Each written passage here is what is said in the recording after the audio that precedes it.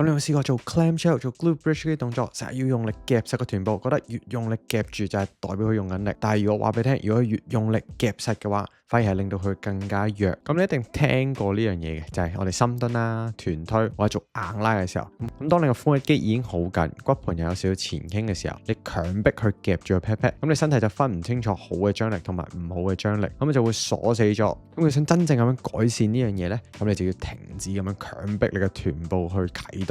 第一個動作咧就係一個 hook line 嘅 TFL inhibition drill。咁佢嘅訓練目標係好簡單。咁第一咧就係抑制翻我哋嘅闊筋膜張肌，等佢唔好咁過度活躍啦，就係我哋 TFL。咁第二步啦就係建立翻一個更加好嘅單腳嘅支撐，咁就係做一個 kickstand hinge with contralateral load 啦。咁呢個咧就可以有效咁解決到。咁有啲人做單腳支撐嘅時候咧，就好容易感受唔到佢嘅臀部有發力。咁常見錯誤咧就係我哋個髖部啦位置有少少偏移，有少少 hip drift 嘅，咁就將我哋 pat pat 向外側咁樣推咗出去，或者有少少骨盤嘅傾斜。咁最後啦就係脊椎彎曲。咁有啲人咧可能為咗要落得低啲咁樣，所以有少少彎腰。咁我哋訓練嘅目標咧就係優化翻我哋髖關節嘅內旋，我哋 hip internal rotation。咁我哋呢個足部嘅調整咧，最重要咧就係可以解決到我哋傳統嘅分腿蹲。我哋 Newman 嘅機動學嘅研究都證明咗，骨盤位置會決定咗你臀部係咪可以喺正確嘅角度產生力量。咁所以當你嘅臀部可以真正接管翻個工作嘅時候咧，咁會發生啲咩事咧？你就會發覺你嘅深蹲重量咧可以提升好多，而你嘅下背咧就唔會唔舒服啦，就會舒服好多，唔需要刻意去維持住個姿勢，同埋朝頭早咧個僵硬感都會消失，因為你個髖肌咧就唔會早